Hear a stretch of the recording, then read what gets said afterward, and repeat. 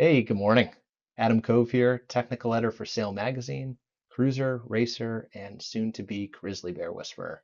I wanted to bring into the fold on my latest adventure, the race to Alaska. It's 750 nautical miles from Port Townsend, Washington to Ketchikan, Alaska. It traverses the west coast of Canada with no motor, no support, 15 knot currents, and the occasional curious grizzly bear. All right, back to boat projects. Want to check out my ride for the race to Alaska? Meet Wildcat. She's a Marshall 18 catboat. There's a cabin for the eventual nasty weather, a comfortable beamy cockpit, and only one massive sail, gaff rig to keep things simple. And a bear-proof hull. More to come on how I'm getting her ready for the race. How do you get a boat ready to row and sail to Alaska? Make it as tough as possible, and then make it a little bit stronger. Projects are underway, and this cat is starting to become a wildcat.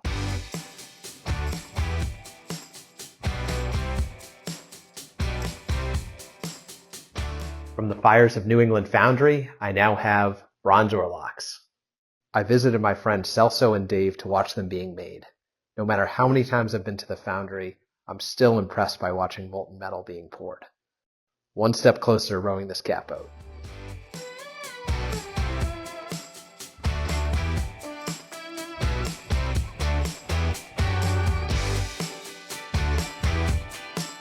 We are in Jamestown, Rhode Island. We're at Atlantic's Yachting, USA, and going to pick up the new running rigging for Wildcat. And say hi to my friend John.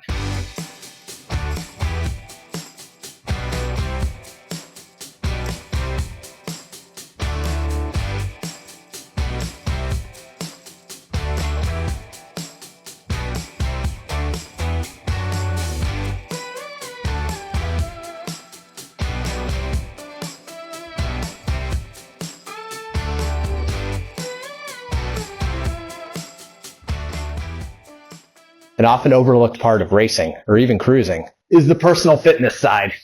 Yeah, us sailors are known for enjoying a beer or a dark and stormy. But when I may be rowing a good part of 750 nautical miles to Alaska, making sure I can pull 2 oars for a day, or even to escape a bear, is important. Cheers. Where are Marshall cats built?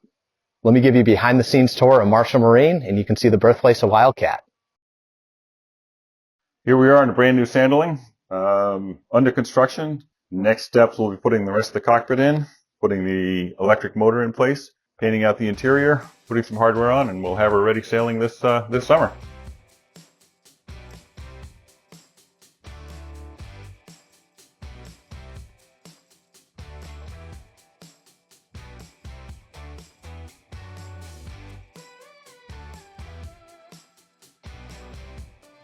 Springtime, Marshall Marine, we're in the yard getting your projects done for the summer. Some electric installs, some solar panels going on, varnish, paint, new lines, names, lettering, trying to get everyone ready for the springtime to splash into the water.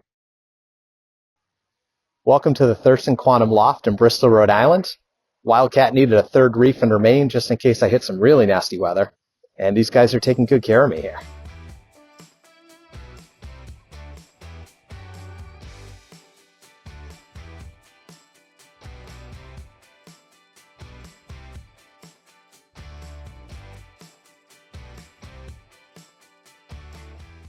We've been busy lately in the wood shop, making the final version of the rowing station and also the holders for the oarlocks. So come take a sneak peek, bring you inside South Shore Boat Works, and I also want to extend a big thank you to Bob Fuller. Definitely wouldn't be able to do this without him.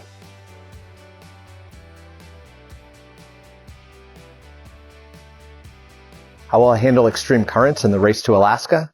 Some parts of the course will see up to 15 knots with tidal rapids and whirlpools. When conditions aren't favorable, I plan to anchor and hold my position on the course. I have a Mantis 13 that will handle sandy, muddy, weedy, and rocky bottoms better than anything else I've tried. 37 days until the start. Have you ever seen a tiller being built? I made a custom one at South Shore Boat Works with Bob Fuller. Wildcat needed a custom one to be able to fit over a rowing station, so it can still be in place while I'm rowing. A little more sanding, a few coats of varnish, and it'll be ready to be installed.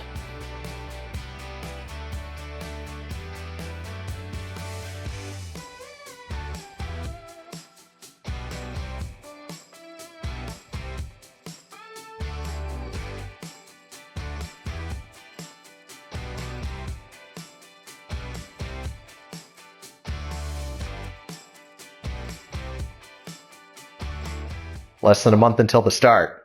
I'm a little tired, but it's time to get some rigging tackled. I'm installing new Barton hardware throughout Wildcat, including these gorgeous wooden blocks. Also installing as much of the Lanix running rigging through the blocks as possible. I'll get the rest in there once we launch the boat and do some testing.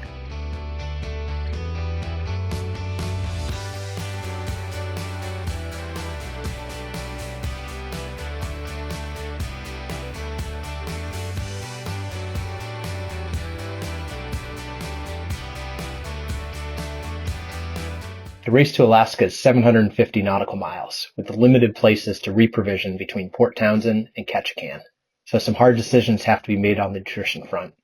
One of the more interesting meals I'm bringing along is called R2AK. These are smoothies, just add cold water, 700 calories each, which means if it's really nasty weather or I'm rowing really hard, this is an easy way to get calories in. More to come on the food front, there's a lot to talk about there. How am I getting power in the middle of the Canadian wilderness racing up to Alaska? Wildcat's getting fit out with one 220-watt solar panel and then two flexible 100-watt panels. With the anticipated rain and clouds, it's important that I can generate electricity quickly to recharge the battery bank. On that topic, I've got two R2AK lithium iron phosphate batteries, 206 amp hours each. They're in a waterproof enclosure, have a built-in BMS, and even a heating function. Hopefully I won't need that. Next steps are getting these batteries strapped in, getting the solar panels wired up, and the charge controller in place. Wildcat's been fit out with a pretty extensive Raymarine electronics package, one that should definitely enjoy the challenges of racing up to Alaska. I've been busy with my brother Ryan installing the system, and wanted to give you a preview of what I have on board.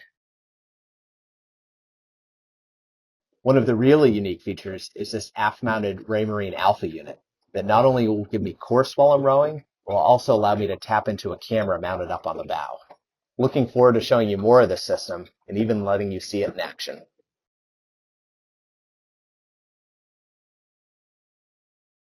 Out here doing sea trials, and this is definitely some appropriate weather for a race to Alaska. We got some rain coming down, and just testing stuff out, rowing station, sailing, finding any issues and trying to troubleshoot before I hit the road and head on out to Port Townsend.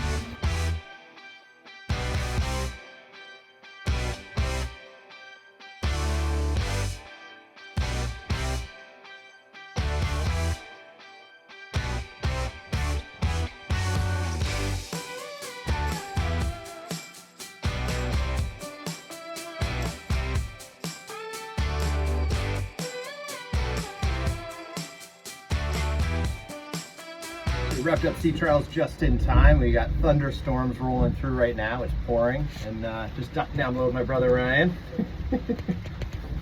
And it's pretty successful. We've got a few tweaks, and that's about it.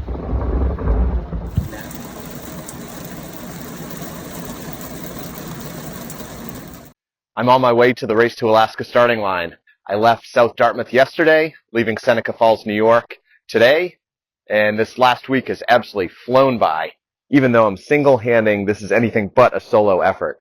There's been a huge push by friends and family to get me out to the starting line. I can't thank all of them enough. My brother pushed hard with me early mornings, late nights. My friend Guy crafted this amazing logo and helped me apply that and the boat name. My brother and sister-in-law made sure we got all of the decals on. Even my niece Aurora helped out.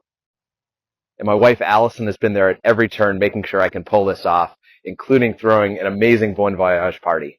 So thank you to everyone that came out for that, too.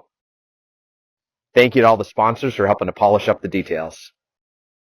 9 days until the start. Let's do this. Made it to the Rockies. The last few days have each been about a 600-mile push for me and Wildcat, but we're both holding up well. And we've managed some cool stops along the way, including the Badlands.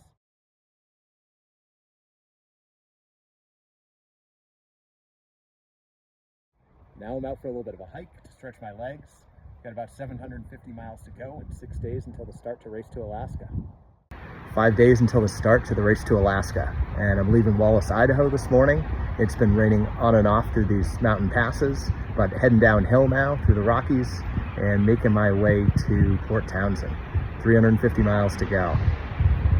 Made it to Washington. And with all this rain, I think it's at least worth talking about gear, specifically how I'm going to keep my feet dry during this race. I'm using tried and true Alaskan technology, extra tough. I'm fit out with a few different options. On the left, we go from insulated and fully waterproof to all the way on the right, I'm accepting that my feet are getting wet. I've already proven these in torrential rains and a hailstorm back home, and I'm excited to have these on the race course. Quick update, I pulled into Port Townsend late last night. It's down, I'm gonna start prepping for the next 750, which means getting Wildcats masked up and getting the boat organized. I'll update you soon on how to track the race, and I'll put another post on that. But for now, I'll have to do some boat work.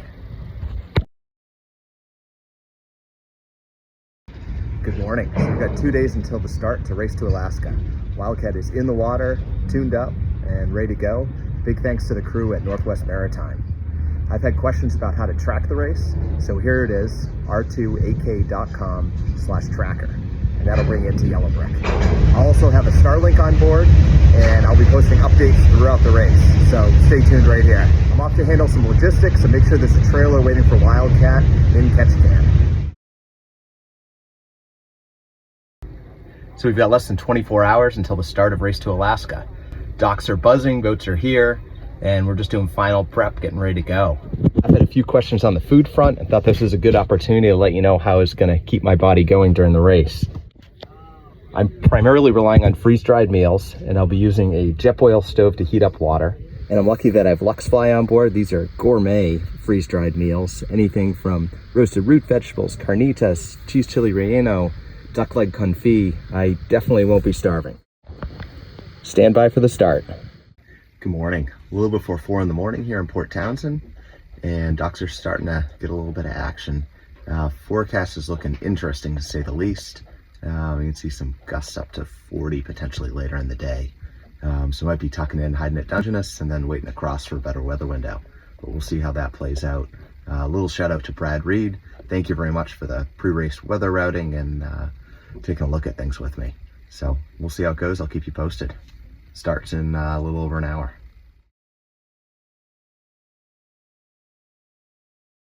So Wildcat sitting at the dock in Victoria. It was a fun crossing, and very impressed with her performance. Topped out at about 7.7 through the water, 8.3 over ground. So she was flying. Definitely a new record for this boat. And stage 1 complete, and in a couple days we'll start the last leg of the race and go all the way up to Ketchikan. So we have a couple layover days in Victoria to rest up, make any repairs, and provision boats. Wildcat is ready to go.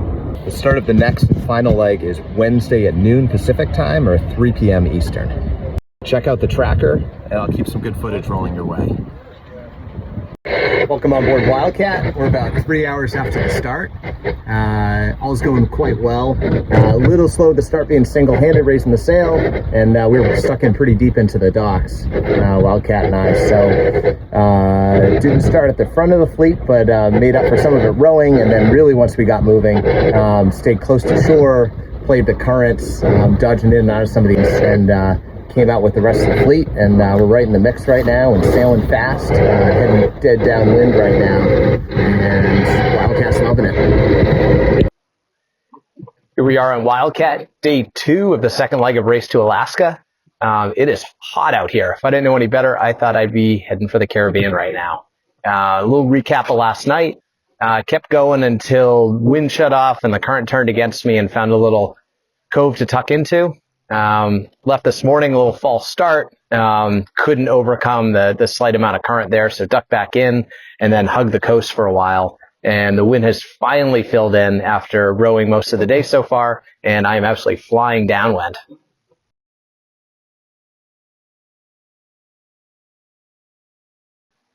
Theme of the last 24 hours has been wind. That's finally here, a bit less rowing. And I tucked into a little inlet last night as the current switched, and then got going again this morning.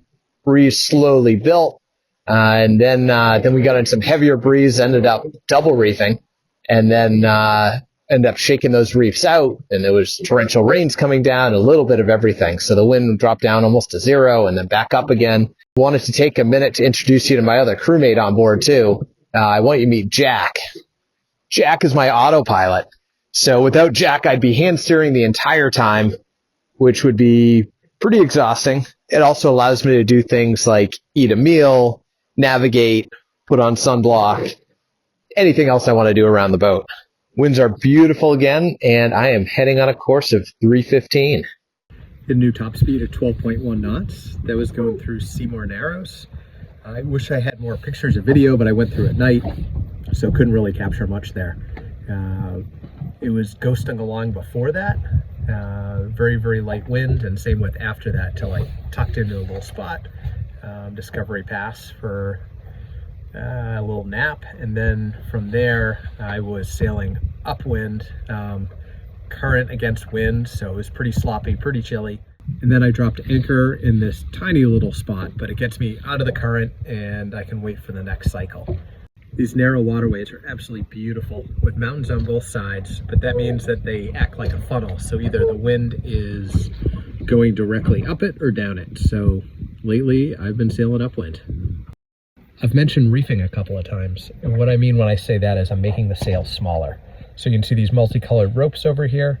One is at the front of the sail or the tack, one's at the back end of the sail or the clew, and by tightening those, lowering down the halyards, I can go ahead and make the sail smaller. And I have 3 reefs in total. So I made around Cape Caution this morning. Apologies for going MIA for a little bit. My phone stopped working. Touchscreen wouldn't work, wouldn't charge, but it seems to be working again now. I think I have it sorted out. So we'll keep stuff heading your way. As you can tell, it's pretty chilly out right now. Yeah, getting farther north. But to give you a little recap from before I got cut off, I finished going through Johnstone Strait, which was a ton of beating up wind, tide against wind, so steep chop. Finally was able to exit out of there and figured it couldn't get much worse. Well, it sure did. There were 6-foot breaking waves. I guess that's probably a modest estimate of that. 30+ knot gusts, and I had to retreat back and get to a safe anchorage. Yesterday was a lot of beating up wind to get to Cape Caution. I think I did probably a total of 50 miles. Went through the night, took 20-minute naps because the wind was supposed to die today pretty much in that area. And I can see that on the tracker. No one's really making much progress at all. So I'm glad to be where I am. And I am about 45 miles out of Bella Bella. Maybe I can run ashore if it's during daytime hours and get a hamburger or an ice cream or something. Added challenge I've thrown into the race for myself is going single-handed, which means I have to be fairly tactical about when I decide to sleep and when I'm trading that for miles. So I have to kind of make the right bets during the course of the race. I am currently underway off of Price Island, about 217 nautical miles to go until Ketchikan. I passed through Bella Bella yesterday. Bad news on the food front, no hamburgers or anything like that, but I did find ice cream, so that was a win. And prior to that, it was just beautiful sailing. Gorgeous scenery all around, mountains just falling right off into the ocean. And then yesterday, before I started sailing through the night again, breeze picked up a little bit of some more upwind work, but nothing too bad. Thought I'd take a minute to show you how I'm navigating and keeping the boat on course. This is my Raymarine Axiom chart plotter. It allows me to lay out courses and avoid navigational hazards like rocks. And then I have my VHF over here. Integrated within that is AIS, which means that I can see other boats on the water and they can see me with this technology. And then this alpha screen here allows me to see the wind direction, boat speed, and I can flip through multiple pages to get more information like wind trends. And just below that is the control for the autopilot. And then aft, I have another Raymarine alpha screen mounted so that while I'm rowing, I can keep on course. I can also turn on the camera mounted on the bow so I can see any oncoming traffic.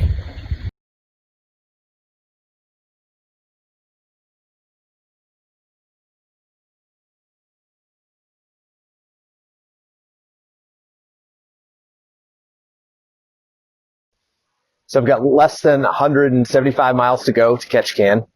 And they forecast a gale coming through Dixon Pass, and guess roughly where I'm heading.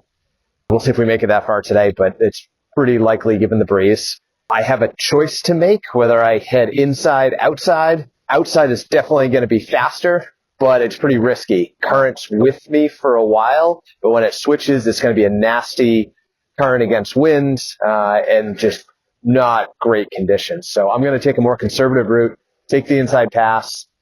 Finishing this race is an accomplishment in itself, and going outside really puts that at risk. I should hit pretty good boat speeds going inside anyway.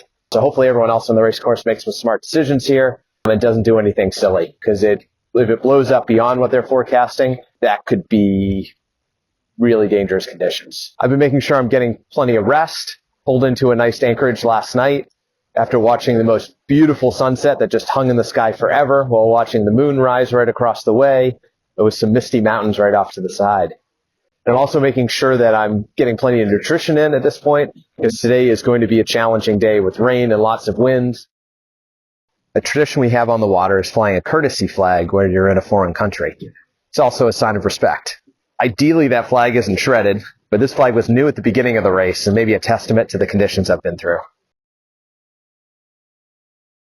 I'm closing in on the Race to Alaska finish line, some 80-odd miles to go. Today, breeze is forecast. It's drizzling a little bit right now, as you can see. I have packed my pockets full of snacks, filled up water bottles, and even pre-made a couple of rec pack meals, so I'll be ready to go. Last night was pretty wild. I ended up taking a kind of a narrow inside passage that wound its way through some mountains, and it was really fast. I was seeing up to 2 knots of current, and popping out of there was quite a bit of wave action.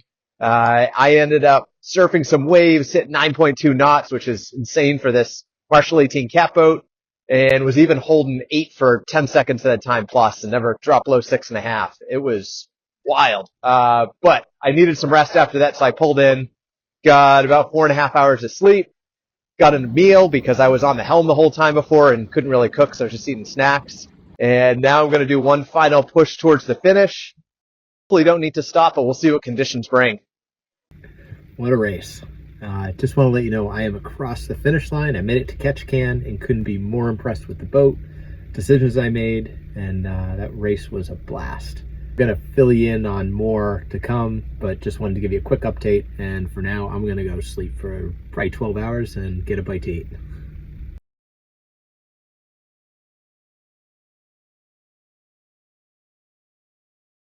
Race to Alaska was definitely the most challenging race I've ever done, and it's really fun to reflect back on it now, especially that I've gotten a little bit of sleep. I was fortunate to be the first single-hander to cross the line this year and finished amongst some fast and fully crewed boats. Wildcat now holds 2 course records, the first being the fastest single-handed monohull to ever finish the race, and the second being the fastest monohull 20 feet and under to ever finish. Beyond that, I think where the real win here is the community that was built between racers, all the support team, and everyone cheering us on and making sure I got to the start line and kept my head in the game the whole time. The race is still a bit of a blur for me, and time took on a different meaning out there, and I'm still wrapping my head around all of it. I finished the race a lot faster than I thought I would, so I didn't get out all the posts I wanted. I still have a lot of fun details to share and plenty to talk about. Big thanks to everyone following along. You guys are awesome. I went for one more sail on Wildcat while I'm in Alaska. Allison joined me. I don't think I mentioned these cool rowing gloves I picked up from the crew stop. Super thin for a good feel, but totally saved my hands during the race. On a similar topic, I lived in my extra tough boots and definitely had the driest feet in the entire race. We moved the boat from Thomas Basin, where the finish is for R2AK, over to Bar Harbor, with the goal of de-rigging the boat, taking down the mast, and getting the boat hauled. We had a relaxing 1.5-mile sail down the coast of Ketchikan. Tough news upon arrival. The crane we had reserved to pull out the mast had just broken. So it was time to get a little creative. With the dropping tide and the blessing of the harbor master, a nearby pier looked like a decent solution. Allison was up top, I stayed down below, and we managed to lay the mast down on top of Wildcat without a major fight against gravity or the nearby barnacle-encrusted pilings. We finished securing everything and had the boat hauled. The rowing station and tiller that South Shore Boatworks helped build worked flawlessly, but it was time to remove that for the trip home too. Wildcat is all secure for a ferry ride from Ketchikan all the way down to Bellingham. I anchored in some interesting places along the way. In fact, us racers afterwards had an informal competition of most ridiculous place to anchor. My entry was a dangerous spot tucked between shore and a rocky outcropping of a lit channel marker of Johnstone Strait. There wasn't enough room for Wildcat to swing sideways without hitting the rocks, but it was near guaranteed that the wind and current would be in line with the pass. The best part was I was able to sail out of there northwest through the shallow water because I was in a catboat and I had a centerboard. I anchored 8 times over the course of the race. Each time was strategic. Single-handing, there's a need to manage energy, and rowing against the current with no wind was best avoided. I stored my anchor and rowed in the cockpit and launched over the side. My 15-pound Mantis anchor always set immediately and never had an issue dragging in sand, weed, or rocky bottom. Cheers to the Mantis team for designing such an awesome piece of hardware. I had a secret weapon on board for light air. I met Emiliano Marino in Port Townsend. He operates the Artful Sailor, is a master sailmaker, and turns out wrote the book on sailmaking that I use as my Bible. He lent me his drifter that he made years ago for his boat Eclair.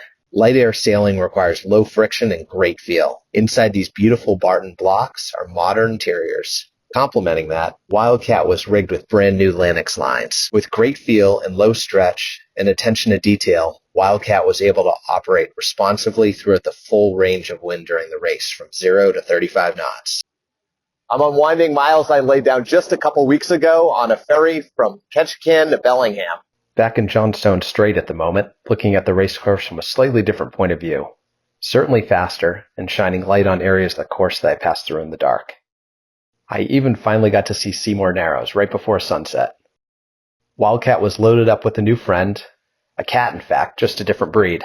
More gear from another boat too. That's a big part of this race, camaraderie, and even more so amongst us single-handed sailors. The same support came from such an awesome group of sponsors, hand-picked to be all companies I love.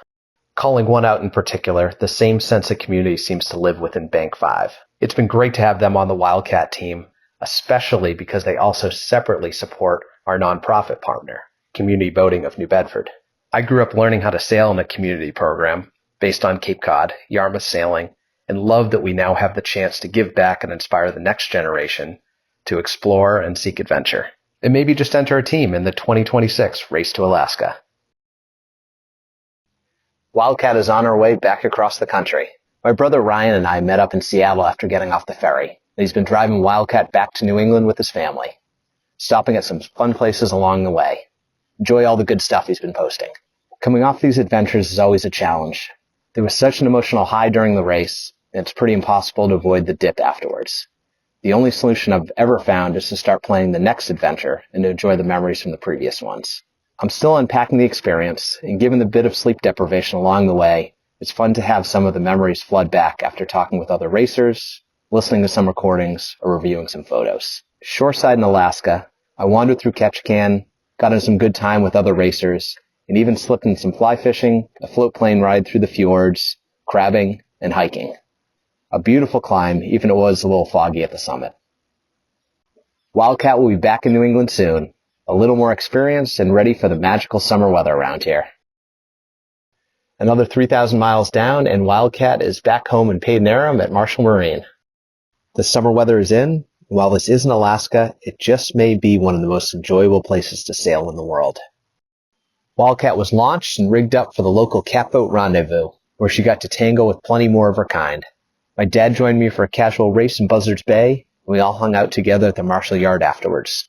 Wildcat has staged for plenty of good times out east, but it's hard not to drift back to thinking about the race to Alaska. The scenery, the challenge, and a totally different mindset. Keeping my body fueled and pushing for those next miles, enjoying those rare, calm water reaches, along with plenty of sunrises and sunsets, getting the boat dialed in with Raymarine's latest, and using that sunshine to power it and dry out my gear after those wet days. Weems and Plath's new Brightwind kept me seen, with the brightest combination masthead light I've ever come across. It even has a little extra trick up its sleeve. Plenty of cooking underway with some amazing meals. It's wild how far freeze-dried food has come since I was a kid. Beautiful and interesting anchorages that let me get a little rest. And the constant strategic decisions that kept Wildcat sailing fast as the weather changed and the currents ebbed and flowed. That's a wrap on the race to Alaska, at least here. Articles, podcasts, and talks to come. Enjoy, and looking forward to sharing the next adventures. But until then, Team Wildcat out.